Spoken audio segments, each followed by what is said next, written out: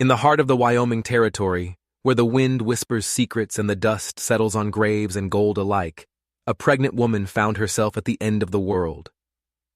Her name was Sarah Miller, and she was running. Not just from the storm clouds gathering like bruised fists on the horizon, but from a past that was even darker and more relentless. Her horse, a weary mare named Patience, stumbled down a rocky slope and Sarah's hand went to her belly. 7 months. 7 months of carrying a new life inside her while fleeing the ghosts of an old one. She was headed for California, for a sister's promise of a fresh start. But the desert had other plans, and that's when she saw it. At first it was just a smudge of color against the red rock, a heap of something that didn't belong. As she drew closer, the shape resolved itself. It was a boy. He was lying crumpled beneath a rocky outcrop, his small body so still she thought he was already gone. His clothes, though torn and stained with blood, were made of the finest wool and linen. His boots were soft leather, worth more than everything Sarah owned. He was the son of a rich man, a powerful man. That much was clear. She knelt beside him, her own exhaustion forgotten. A shallow, ragged breath escaped his lips. He was alive, barely. A gash on his temple had bled freely, matting his dark hair. Fever burned beneath his skin, a dry, dangerous heat. This boy was dying. Sarah faced a choice that would tear another woman apart. She could save herself and the baby kicking inside her womb, leaving this child to a fate the desert had already chosen for him. Or she could risk everything, her safety, her future, her own child's life, to save a stranger. What she didn't know was that this choice was not about mercy. It was about survival. She didn't know that the boy wasn't just lost, he was hunted. And by saving him, she wasn't just becoming a savior. She was becoming the next target. Around his neck, on a silver chain, hung a compass. It was heavy, intricately crafted. As the first fat drops of rain began to fall, she turned it over in her palm. An inscription was etched into the back. It read, "To my beloved son, Thomas, may you always find your way home. Father, Thomas." The name hit her like a physical blow, stealing the air from her lungs. It was her husband's name, the husband she'd buried just a year ago. A cold dread, colder than the coming storm, washed over her. This wasn't a coincidence. In the unforgiving desert, there were no coincidences.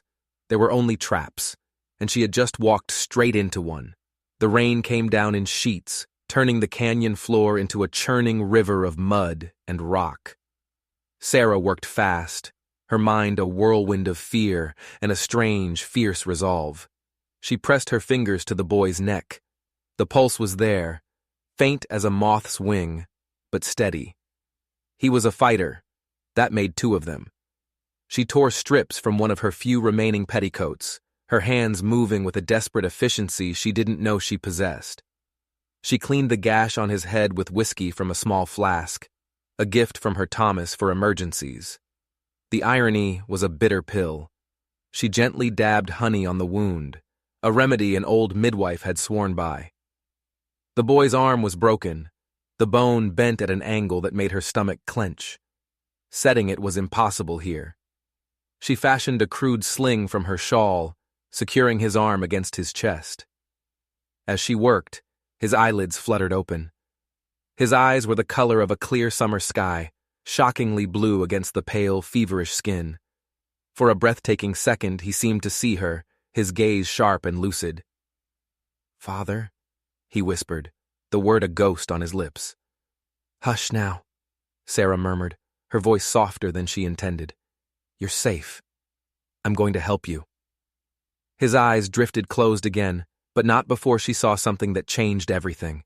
It wasn't just trust, it was recognition. A flicker of it, as if he'd seen her face before. But that was impossible. She was a stranger, a ghost herself, passing through this God-forsaken land on her way to nowhere. She shook the thought away. It was the fever. It had to be the fever. She looked again at the expensive silver compass. Thomas. Her Thomas had been a good man. a gentle man who dreamed of gold in a small house with a white picket fence. He died in a mine collapse, they told her, a tragic accident.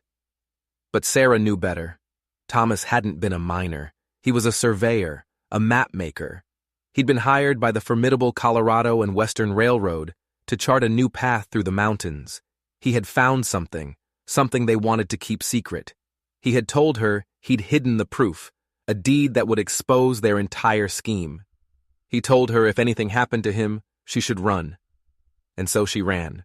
She ran from the company men who watched her from the shadows, from the whispers in town that her husband's death was no accident.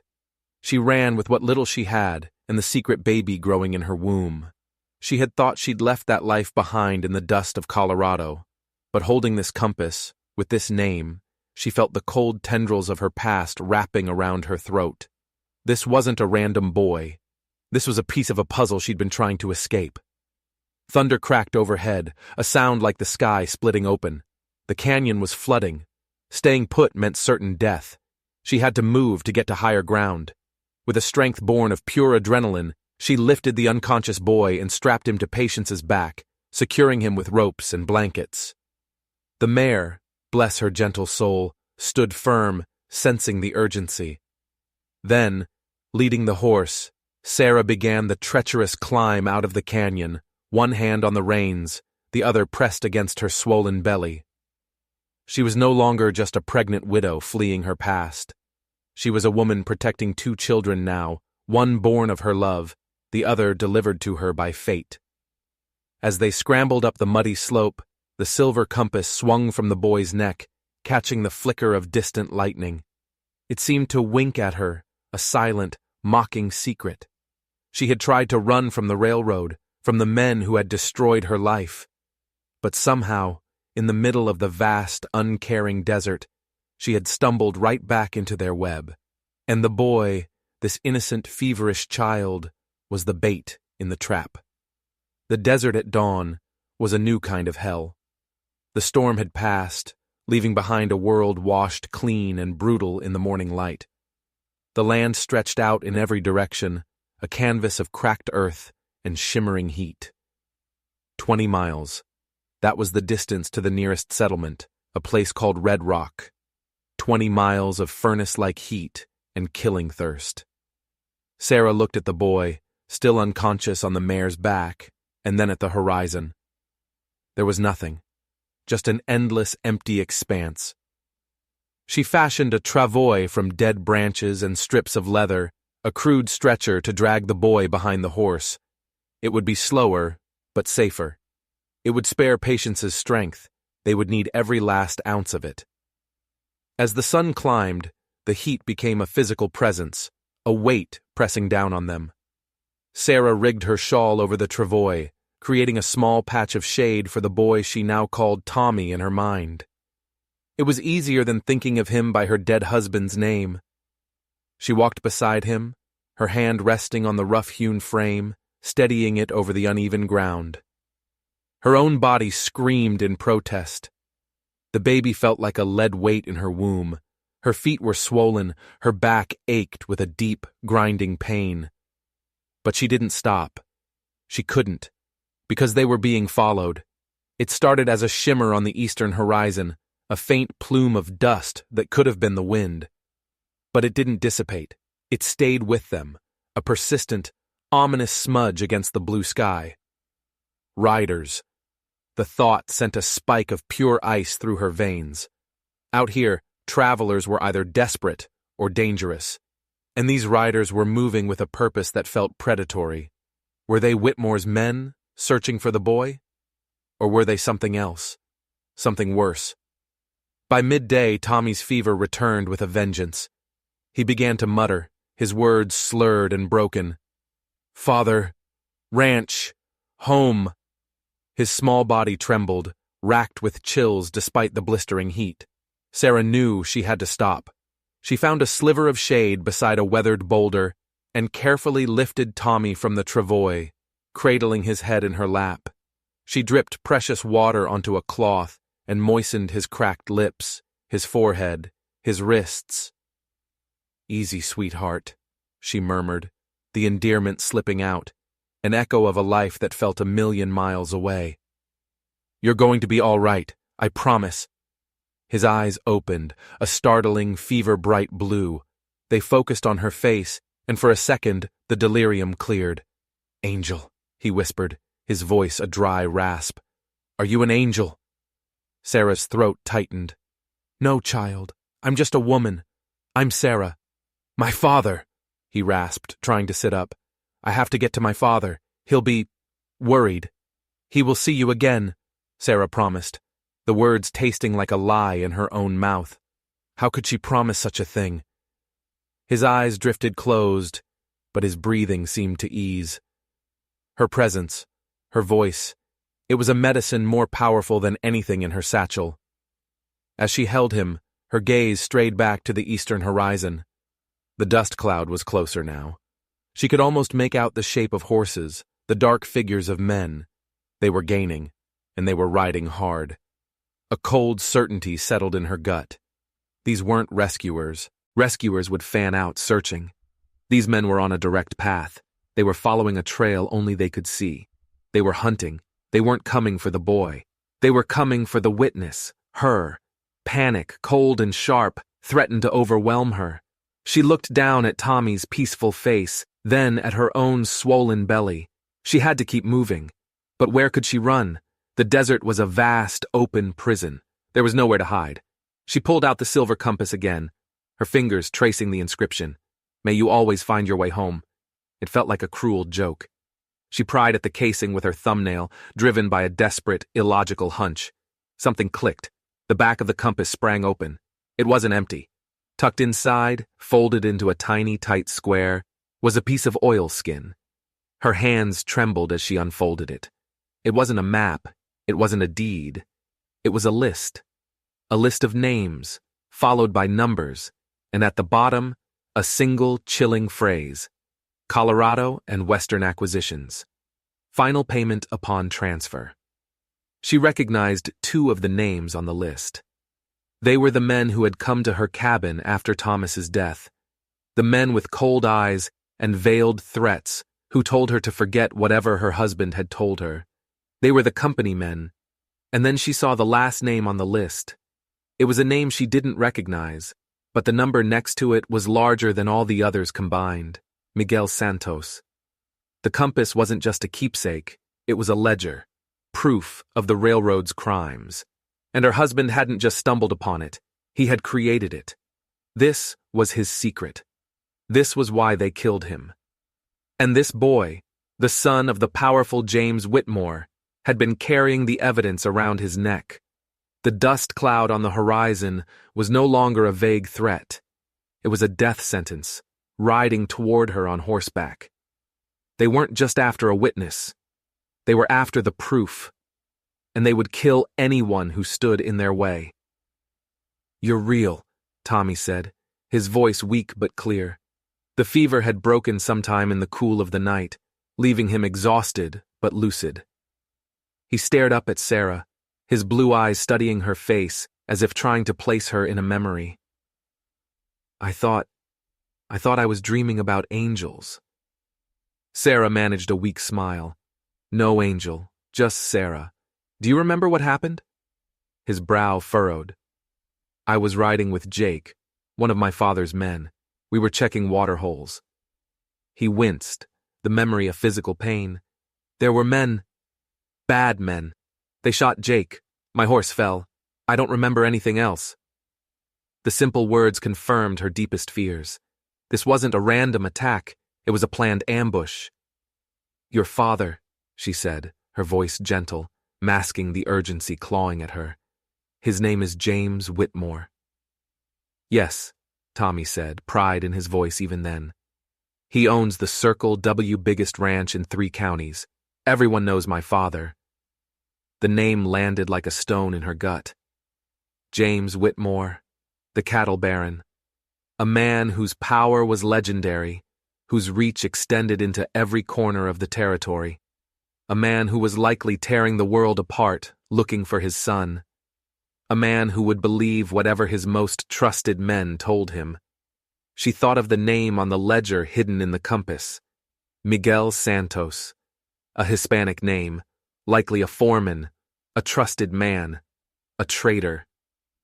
"He'll be looking for me," Tommy continued, oblivious to the storm raging inside her. "He's all I have left since Mama died. He promised her he'd take good care of me. He always keeps his promises." The image of a powerful, grieving man being fed lies by a traitorous foreman made her feel sick.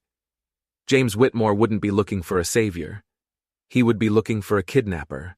He would be looking for her. The men following them weren't just railroad thugs. They were likely a posse, led by the very man who had orchestrated the attack, riding under the banner of the grieving father. "Tommy," she said, her voice steady with an effort that took all her strength. "We can't go to Red Rock. We can't go to your ranch. Not yet." "Why?" Confusion clouded his face. "Father will help us. They'll be looking for a woman," she explained, choosing her words carefully. "A woman who took you. They won't ask questions, Tommy. They'll see me with you, and they'll shoot." Alarm flared in his eyes, but it was quickly replaced by a fierce, protective instinct. "But that's not true.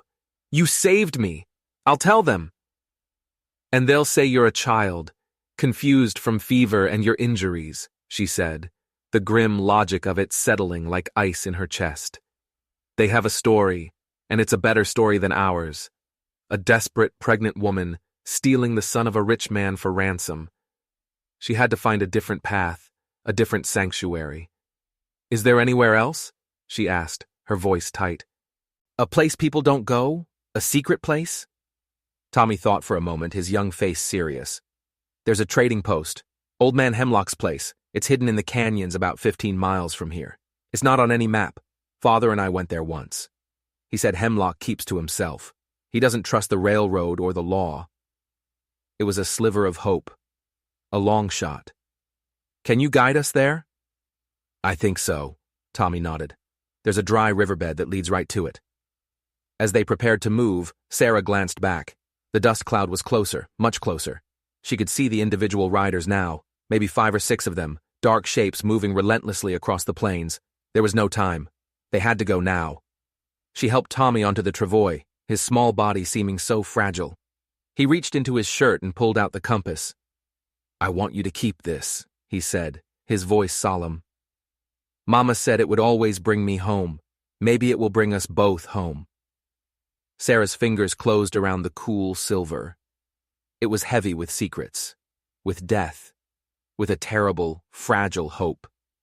This compass had gotten her husband killed. Now, it was her only chance at survival. Not just for her, but for her unborn child, and for the boy who had unknowingly carried a death warrant around his neck. "We go to Hemlock's," she said, her voice hard as the desert rock around them. She turned Patience away from the main trail, toward the winding, treacherous path of the dry riverbed. She was no longer running from her past. She was running toward a future she couldn't see, guided by a lost boy and a compass full of lies. And behind them, the hunters were closing in. The journey to Hemlock's trading post was a descent into a labyrinth. The dry riverbed twisted and turned through a maze of canyons, the rock walls rising hundreds of feet on either side, blotting out the sun. The air grew cooler, the silence deeper. It felt like they were entering a different world, a secret place, hidden from the eyes of God and men. Tommy, despite his weakness, was a surprisingly good guide, pointing out landmarks, a strangely shaped hoodoo, a dark streak of rock, a lone, hardy tree clinging to a cliff face. After hours that felt like days, they rounded a sharp bend and saw it. Tucked into a recess in the canyon wall was a low-slung building made of rock and rough-hewn timber, almost invisible against its surroundings. A thin plume of smoke curled from a stone chimney. A single haggard-looking mule stood tethered to a post. This was it, Hemlock's. A man emerged as they approached. He was old, with a long white beard that was stained yellow with tobacco juice. He held a shotgun in the crook of his arm, and his eyes, small and sharp, missed nothing. He looked at Sarah's swollen belly, at the injured boy on the travois, and at the exhausted horse. He didn't look surprised. He just looked weary. "Trouble," he grunted. It wasn't a question. "We need help," Sarah said, her voice hoarse. My son is injured. We need water and a place to rest. We can pay." The old man, Hemlock, stared at Tommy for a long moment. His gaze lingered on the boy's fine clothes, the expensive boots. Then he looked at Sarah, at her worn dress and the desperation in her eyes. He seemed to be doing some kind of grim calculation. Finally, he nodded slowly. "Bring him inside. Water's from the well out back. Horse can go in the lean-to." He turned and shuffled back into the dark interior of the trading post without another word. Relief washed over Sarah so intensely her knees almost buckled. They were safe. For now. The inside of the post was dark and cool, cluttered with a strange assortment of goods: pelts, mining equipment, jars of preserves, and shelves of dusty books. It smelled of wood smoke, leather, and something else, something faintly metallic and unsettling. Hemlock pointed to a cot in the corner. "Put him there," he said. "I'll fetch some broth." Sarah carefully moved Tommy to the cot. The boy was shivering again, the fever rising. As she covered him with a rough wool blanket, Hemlock returned with a steaming mug. He watched as Sarah gently helped Tommy sip the warm liquid. The old man's eyes were hard to read, but there was something in his stillness that put her on edge. "There's a posse out there," he said conversationally, as he lit a foul-smelling pipe. "Whitmore's men, looking for his boy. They say a pregnant woman snatched him. Big reward." Sarah's blood ran cold. "That's a lie," she whispered. "I found him. He was hurt. I saved him." Hemlock took a long draw from his pipe and exhaled a cloud of blue smoke. "Truth's a funny thing out here, missy. It's whatever the man with the most guns says it is, and James Whitmore has more guns than anyone." He looked at Tommy, then back at Sarah. "That boy, he's worth a fortune. Alive, anyway." The unspoken threat hung in the air between them. Sarah felt the compass, which she'd hidden in a pocket inside her dress, press against her skin. It felt like a block of ice. This wasn't a sanctuary, it was a cage. Hemlock wasn't a savior. He was an opportunist. He was weighing his options, help her or turn them over for the reward. "They're coming," Hemlock said, his voice flat. He was looking out the single grimy window. "The posse. They're at the mouth of the canyon. Be here in 20 minutes. Panic seized her. "You have to hide us. There must be a back way, a cellar somewhere." Hemlock shook his head slowly, a grim finality in his eyes. "No back way, no place to hide. This canyon's a dead end." He took another puff from his pipe. "Sorry, missy. It's just business." He was going to sell them out. He was going to hand them over to the men who wanted them dead. The man whose name was on the ledger. Miguel Santos. Her mind raced, a frantic, cornered animal looking for an escape that didn't exist. She looked at Tommy, his face pale and trusting even in his fevered sleep. She looked at the shotgun resting against the wall near the door. And that's when she noticed it. On a cluttered table, half hidden under a pile of pelts, was a telegraph machine. It was an old model, but it looked functional. Hemlock's trading post wasn't just a hidden supply stop. It was a communication hub. He wasn't just a hermit. He was a source. He was how the railroad passed messages, how they coordinated their dirty work. He was part of it. "You work for them," she said, her voice barely a whisper. "The railroad." Hemlock's eyes narrowed. He didn't deny it. He just slowly reached for the shotgun leaning against the wall. "You're a smart one. Too smart." The game was over. He wasn't going to wait for the posse. He was going to end it here himself. Get the boy, the compass, and claim the reward. Clean and simple. But he underestimated Sarah Miller. He saw a pregnant, desperate woman. He didn't see the survivor who had been forged in the fires of grief and betrayal. He didn't see the mother who would burn the world down to protect her children. As he reached for the gun, Sarah moved. She didn't run. She didn't scream. She grabbed the heaviest thing she could reach, a cast-iron skillet from a hook by the fireplace, and swung it with all her might. It connected with the side of Hemlock's head with a sickening thud. The old man crumpled to the floor, stunned, the shotgun clattering from his grasp. She didn't hesitate. She grabbed the gun, her hands shaking. She'd never fired a gun in her life. She looked at the telegraph machine. An idea, insane and desperate, sparked in her mind. The posse was coming. They thought they had her trapped. But they didn't know about the telegraph. They didn't know she could send a message. But who could she send it to? The law was likely bought. Whitmore's own men were compromised. There was only one person who might listen. One person whose entire world rested on the safety of the boy sleeping on the cot. James Whitmore himself. She had to bypass the posse, bypass the traitors, and get a message directly to the man in charge. She didn't know Morse code, but she knew the name of his ranch, Circle W, and she knew one other word, a word that might get his attention, the name of the man who was betraying him, Miguel Santos. With trembling fingers, she started tapping. The message was a shot in the dark, a desperate prayer sent out into the ether. Sarah didn't know if it would even reach the Circle W. She didn't know if James Whitmore would see it, or if he'd believe it. She only knew she had to try. She propped the unconscious Hemlock against a wall, tied his hands and feet with leather straps, and gagged him with a strip of cloth.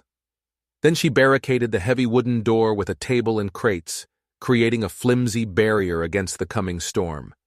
The posse would be here any minute. She could hear the echo of shod hooves on the canyon rock, growing louder, closer. She checked the shotgun. It was loaded. 2 shells, 2 chances. She looked at Tommy, still lost in a fever dream.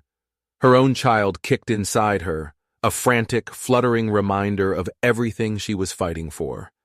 She was trapped in a dead-end canyon with a dying child, about to be besieged by men who wanted to kill her, and her only weapon was a shotgun she barely knew how to hold and a message she wasn't even sure had been sent. The hoofbeats stopped just outside the door. A voice, cold and authoritative, cut through the silence. "Hemlock, open up. We know she's in there." Sarah's heart hammered against her ribs. She recognized the voice from the stories Whitmore's men told in the saloons. It was the sheriff of Red Rock, a man named Brody, a man supposedly working with Whitmore to find his son, a man of the law. But he wasn't alone. She could hear the murmur of other voices, the jingle of harnesses. They had her surrounded.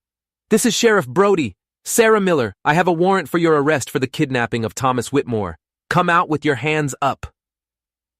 It was a lie. All of it. He wasn't here to arrest her. He was here to kill her and take the boy. He was on the railroad's payroll. The law itself was corrupt. There was no one to trust. She was utterly, terrifyingly alone. She crept to the grimy window and peered through a crack. She could see them. Sheriff Brody, a big man with a cruel face, and 4 other riders. One of them, a man with dark, familiar eyes, stood slightly apart from the others. He wasn't a lawman. He was one of the men from Colorado. One of the men who had threatened her after Thomas's death. Her blood turned to ice. It wasn't just a posse. It was a kill squad, sanctioned by the law. They had played it perfectly. James Whitmore thought the law was helping him. In reality, the law was helping the men who had taken his son. "You have 1 minute to come out, Miller," Brody shouted, "or we're coming in."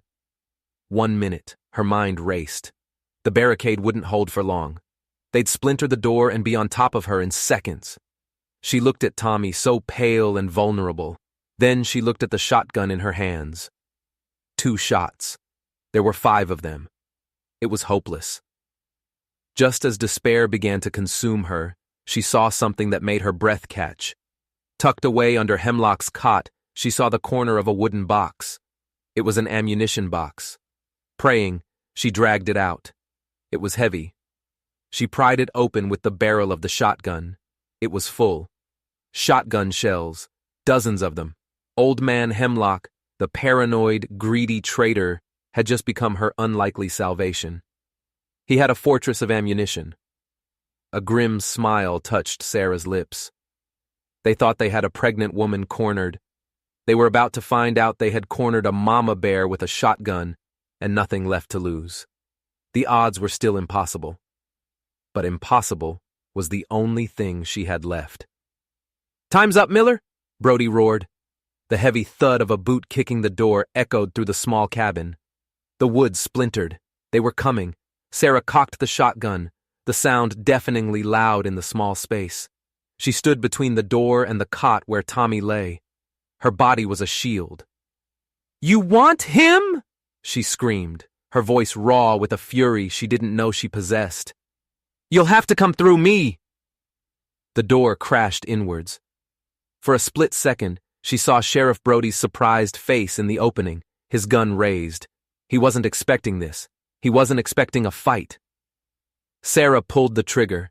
The shotgun bucked against her shoulder, the blast a physical blow that sent a shockwave through the cabin. The doorway erupted in smoke and fire. The fight for her life, and for the life of 2 children, had begun. The first blast caught Sheriff Brody square in the chest, throwing him back against his men like a rag doll. The doorway was a chaotic mess of smoke, shouting, and confusion. Sarah didn't wait. She worked the pump action on the shotgun, the metallic shuck-shuck, a terrifyingly satisfying sound. She ejected the spent shell and chambered a new one. This was what survival felt like. It was loud, ugly, and absolute. "She's got a shotgun!" one of the men yelled from outside. "Get cover!" They scattered, diving behind the water trough and the rocky outcrops of the canyon. They had expected an easy job, a quick execution. They had not expected a siege. Sarah crouched below the window, her heart pounding a frantic rhythm against her ribs. She was alive. She had bought herself a few more minutes.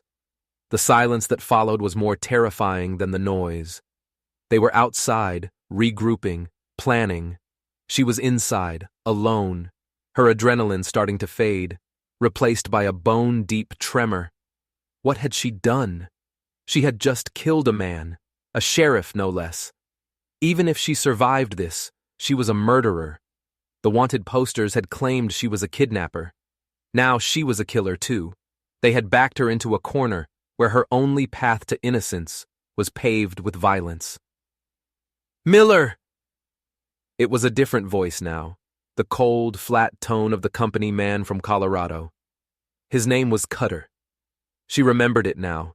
He was the one who had smiled when he told her Thomas's death was a tragedy. "You can't win this, Miller. There's 4 of us and 1 of you. Give us the boy and the compass and we'll let you walk away." It was a lie, and they both knew it. The compass, the ledger her husband had compiled, was their death warrant. They couldn't let it, or anyone who had seen it, survive. "Go to hell!" she screamed back, her voice shaking. She risked a peek over the windowsill. Cutter and another man were creeping along the canyon wall, trying to get to the side of the cabin, to another window. The other 2 were laying down covering fire, stray bullets thudding into the thick timber walls of the post. They were professionals. They were pinning her down while their partners flanked her. She had to move. She scrambled across the floor, staying low, and positioned herself by the side window. She waited, her breathing shallow, the heavy shotgun feeling like an extension of her own arm. She saw a shadow move past the edge of the window frame. Now. She rose up and fired, blowing the window and its frame into a shower of glass and splintered wood. A cry of pain from outside told her she'd hit one of them. 2 down, 3 to go, but her small victory was short-lived. A bullet ripped through the wall next to her head, showering her with splinters. They knew where she was. She crawled back to the front of the cabin, her mind racing. They would try the windows again, or maybe the roof. How long could she hold them off? An hour? 2? Her baby chose that moment to kick hard, a sharp, painful jab to her ribs. A wave of dizziness washed over her. She was bleeding her strength, her time. Tommy moaned on the cot, his fever returning. He needed a doctor. He needed his father. The telegraph. Had the message gotten through? Was James Whitmore riding to the rescue like a hero in a dime novel? Or was he sitting in his study, believing the lies, cursing her name while his son was dying in a firefight? The uncertainty was its own kind of torture. And then she heard a new sound. It was faint at first, barely audible over the ringing in her ears, a distant rumble. It wasn't thunder. It was hoofbeats. Dozens of them, maybe 100. It was the sound of a private army on the move. Her heart leaped. Whitmore. He'd gotten the message. He was coming. Cutter and his men heard it too. "Damn it! What is that?" one of them yelled. "It's Whitmore," Cutter snarled. "The old man must have tipped him off. We're out of time. We go now, all at once." This was it, the final rush. They weren't going to be subtle anymore. They were going to storm the cabin and take what they wanted before Whitmore's army arrived. Sarah reloaded the shotgun, her hands slick with sweat. She had 2 shots ready. She braced herself against the wall, aimed at the shattered doorway, and waited. The world seemed to slow down. She could hear her own ragged breathing, the soft moan from Tommy on the cot, the thunder of approaching horses. The 3 remaining men burst through the doorway at once, firing wildly into the small cabin. Splinters flew, jars shattered, the air filled with the roar of gunfire. Sarah felt a searing pain in her left arm as a bullet grazed her. She cried out, but she didn't drop the gun. She aimed at the center of the chaos and pulled the trigger. The blast was deafening. One of the men went down. She pumped the action, aimed, and fired again. The second man staggered back, clutching his leg, but the third, Cutter, was through. He was inside. He lunged at her, his face a mask of rage. He was bigger, stronger. He grabbed the barrel of the shotgun and twisted it from her grasp. It flew across the room, clattering uselessly to the floor. He had her. He pinned her against the wall, his hand grabbing her throat. Her vision started to gray at the edges. "The compass," he hissed, his face inches from hers. "Give it to me." She couldn't breathe. Her hands clawed at his, but it was no use. Her baby, Tommy. It was over. But as her consciousness began to fade, a small, weak voice cut through the haze. "Let her go." Cutter turned, surprised. Tommy was standing by the cot, swaying on his feet. In his small hand, he held Hemlock's other gun, a heavy Colt revolver he'd taken from a drawer.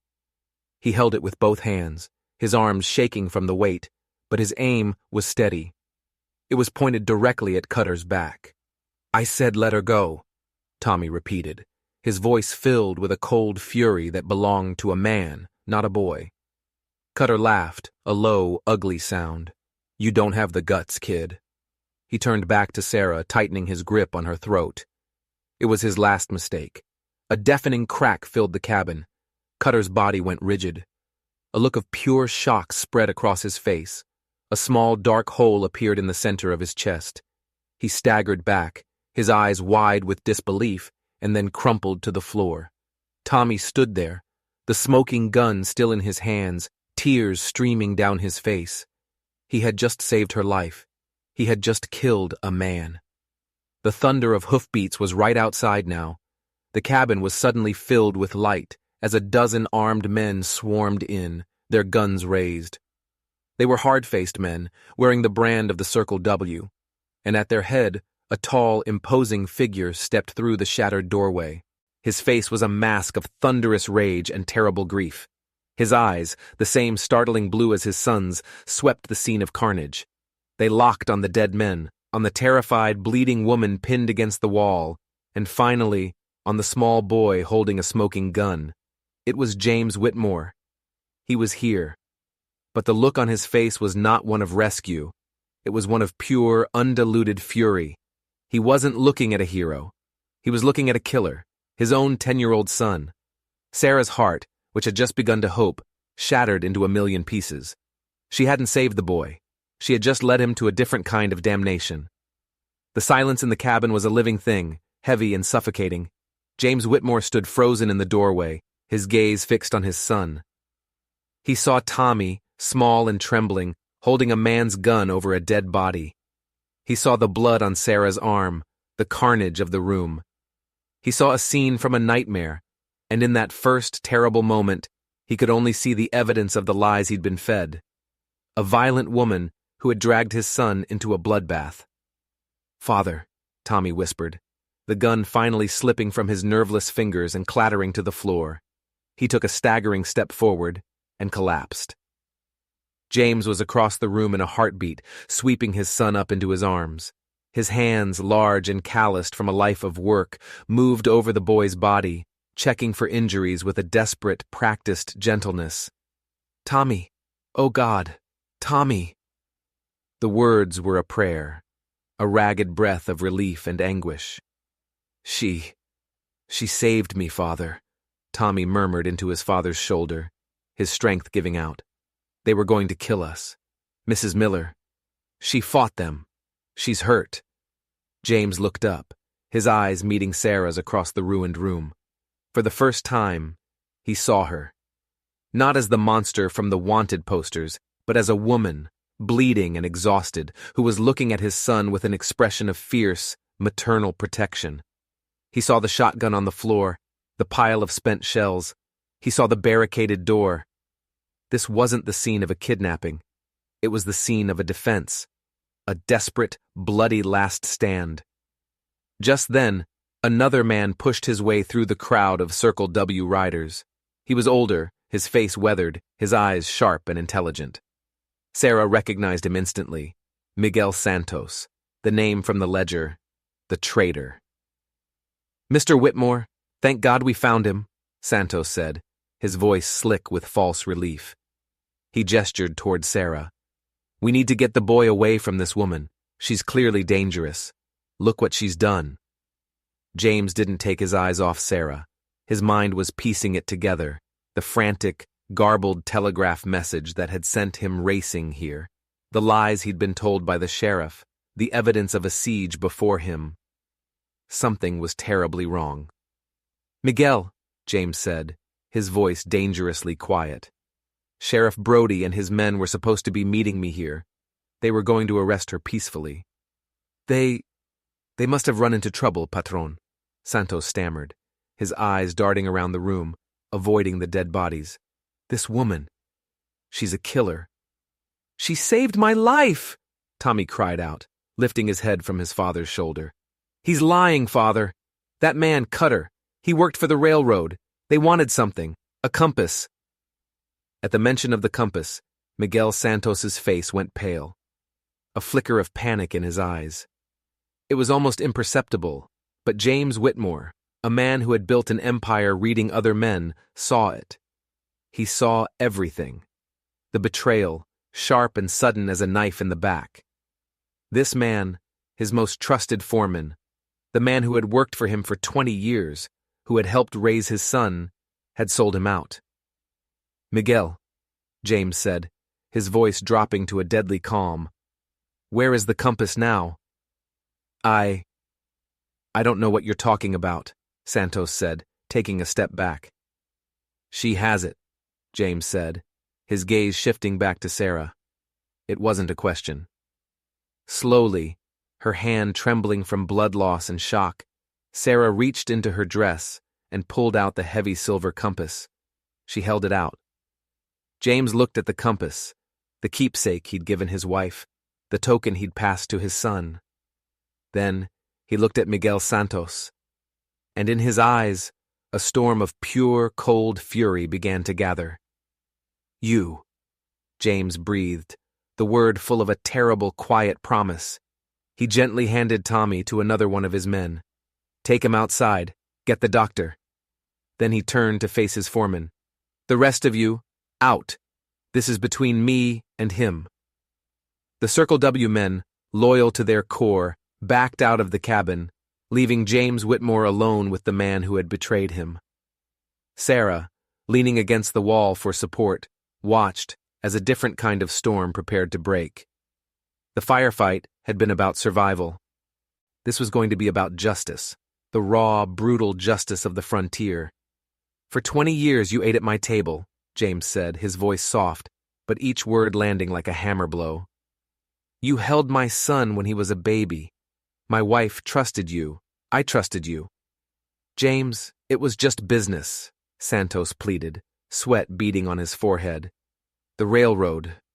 They paid well. Nobody was supposed to get hurt." "Nobody was supposed to get hurt?" James repeated, his voice incredulous. "They killed Jake Morrison. They left my son to die in the desert. They were about to murder this woman and my child. He took a step forward. My son. They were going to kill my son. For money. Santos fumbled for the pistol at his hip, his nerve breaking. It was a fatal mistake. James moved with a speed that was shocking in a man his size. He didn't draw his own gun. He closed the distance and his fist connected with Santos's jaw with a sickening crack. The foreman went down in a heap. James stood over him, his chest heaving, his face a mask of grief and rage. The violence was over. The betrayal was out in the open. But the wound it left was deep and jagged. He looked over at Sarah, and for the first time, the hard mask of the cattle baron fell away, revealing the grieving father and husband beneath.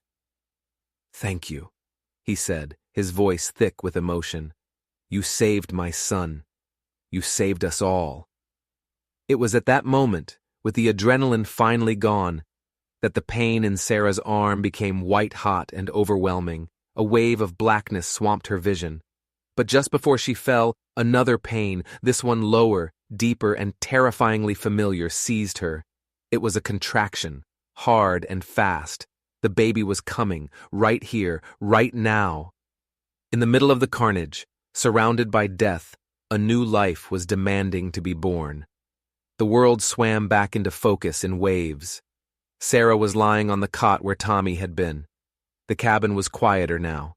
The bodies were gone. James Whitmore was kneeling beside her, pressing a clean cloth to the bleeding gush on her arm. His hands, which had just delivered brutal justice, were now surprisingly gentle. "The doctor is on his way," he said, his voice calm, but his eyes were filled with a new kind of worry. "Just hold on." Another contraction ripped through her, stronger than the last. She cried out, arching her back. "It's too late," she gasped. "The baby! It's coming now!" James stared at her, the full, impossible weight of the situation crashing down on him. He had just survived a betrayal and a gunfight, found his son, and executed a traitor. Now, he was about to deliver a baby. He looked at Sarah, at her face, pale with pain and exhaustion, but alight with a fierce, unbreakable will. The same will that had carried his son across a deadly stretch of desert. The same will that had held off 5 armed men. "All right," he said, a strange sense of calm settling over him. He was a man of action, a man who dealt with crises. This was just another crisis, the most terrifying one of his life. "All right, Sarah, tell me what to do." And so, in the strange, bloody sanctuary of Hemlock's trading post, surrounded by the ghosts of violence, an incredible intimacy was born. Guided by Sarah's gasped instructions and his own half-forgotten memories of Tommy's birth, James Whitmore prepared to bring a new life into the world. He washed his hands in a basin of water, his movements sure and steady. He was no longer just a cattle baron. He was a man helping a woman through the most elemental and sacred of acts. The contractions came faster, harder, one after another, an unforgiving tide pulling Sarah further and further from shore.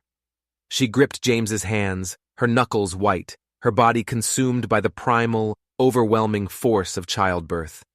In the haze of pain, she saw his face above her, his blue eyes focused, his expression a mixture of awe and terror. He wasn't just a stranger anymore. He was her anchor in the storm. "I can see the head," he said, his voice filled with a reverence that brought tears to Sarah's eyes. "You're almost there, Sarah. You're so strong. Just a little more." She bore down with a final, desperate cry, a sound that was part pain and part triumph. And then, a new sound filled the small cabin, the thin, wailing cry of a newborn baby. James caught the child, his large hands impossibly gentle, as he held the small, slippery body. He cleaned the baby's mouth and wrapped him in a clean blanket from his saddlebag. "It's a boy," he whispered, his voice thick with emotion. He laid the crying infant on Sarah's chest. "You have a son." Sarah looked down at the tiny, perfect face of her child, his eyes squeezed shut, his mouth open in a cry of protest at this new, cold world. Her son, Daniel. She had carried him through hell, and he was here. He was alive. Tears streamed down her face, tears of joy, of relief, of a sorrow so deep it had no name. She looked up at James, who was watching them, his own eyes shining. In that moment, they were not a rancher and a fugitive. They were just a man and a woman who had walked through fire and found something miraculous on the other side. As if on cue, the ranch doctor bustled in, followed by a worried-looking Tommy, who stopped short in the doorway, his eyes wide with wonder at the sight of the baby. "Well, I'll be," the doctor said, taking in the scene. "Seems you didn't need me after all, James." James smiled, a tired, genuine smile that transformed his harsh face. He looked at Sarah, then at the baby, then at his own son, who was now creeping closer to the cot. His face a mask of awe. "No," he said softly. "I think we did just fine." Later, after the doctor had tended to Sarah's arm and declared both her and the baby healthy, James sat by her cot. Tommy was asleep in a chair nearby, exhausted but refusing to leave their side. The cabin was quiet. "The compass," James said, holding it in his palm. "The ledger inside. It proves everything. The railroad's conspiracy, the sheriff's involvement, Miguel's betrayal. They were trying to steal my water rights, the land my wife inherited. Without it, the Circle W would be worthless." He opened the hidden compartment. "My husband Thomas," Sarah whispered. "He made this. He was a surveyor for the railroad. He found out what they were planning. They killed him for it." The final piece of the puzzle clicked into place. This wasn't a story of two separate tragedies that had collided in the desert. It was one long, dark story of greed and corruption. Sarah and James had both been victims of the same enemy. James closed his hand around the compass. "They won't get away with it," he said, a hard edge returning to his voice. "I will use this to destroy them. I will see every last one of them brought to justice. I swear it on my wife's grave." He looked at Sarah, his expression softening. "You and your son. You have a home at the Circle W for as long as you want it. You are family now." Sarah looked at this powerful, complicated man, and at her own infant son sleeping against her chest, and at the brave boy who had saved her life. She had left Colorado to find a fresh start, a safe place to raise her child. She never could have imagined she would find it like this, forged in violence and loss, in the heart of the unforgiving Wyoming desert. Her journey was over, but a new one she never dared to dream of, was just beginning. 6 months later, the first snows of winter blanketed the Circle W, turning the vast ranch into a world of white and silver. Sarah stood on the porch of the main house, her son Daniel bundled warmly in her arms, watching Tommy teach a new foal how to accept a halter in the corral. The laughter of the two boys, one her son by birth, the other her son by heart, carried on the crisp air. It was the sound of peace, the sound of home. The month since the siege at Hemlocks had been a whirlwind of change. True to his word, James Whitmore had used the evidence in the compass to wage war against the Colorado and Western Railroad. The company's executives were indicted, their assets frozen, their reputation shattered. The empire of greed they had built on lies and blood crumbled into dust. Justice had been served, not just for James and his family, but for Sarah's Thomas too. His name had been cleared, his murder finally acknowledged. James had asked her to marry him a month ago. It wasn't a proposal born of passion, but of something deeper, quieter. It was born of shared loss, mutual respect, and the unshakable bond forged in that bloody cabin. They were two broken halves who, against all odds, had found a way to make a new whole. Sarah had said yes. They were married by a traveling preacher in the parlor, with Tommy as the proud best man and Daniel gurgling happily in a housekeeper's arms. She was Mrs. Whitmore now, mistress of the largest ranch in 3 counties, but in her heart, she was still just Sarah, a woman who had learned that strength wasn't about what you could endure, but about who you were willing to protect. James came to stand beside her on the porch, his arm wrapping around her shoulders, pulling her and the baby close against the cold. He had changed, too. The hard edges had softened, the grief in his eyes replaced by a quiet contentment. He was a father again, not just to one boy, but to two. "He's good with him," James said, nodding toward Tommy and the foal. "He has his mother's touch." "He has your strength," Sarah replied, leaning her head against his shoulder. They stood in comfortable silence, watching their sons. The past was always with them, a landscape of ghosts and memories, but it no longer had the power to haunt them. It had become the foundation on which they had built this new, unexpected life. "I sometimes think," Sarah said softly, "what would have happened if I hadn't found him that day? If I'd chosen the safe path and left him in that canyon?" James looked down at her, his blue eyes serious. "But you didn't," he said. "You chose the hard path, you chose mercy, and you led us all home." He kissed her forehead, then Daniel's soft cheek. "Elizabeth, my wife, she always said that love wasn't about finding the perfect person. It was about seeing an imperfect world and choosing to make it better, one small act of courage at a time." Sarah looked out at the vast, peaceful landscape, at the two boys who were her whole world. The desert had almost taken everything from her. But in the end, it had given her more than she had ever dreamed possible. It had given her a family. It had given her love.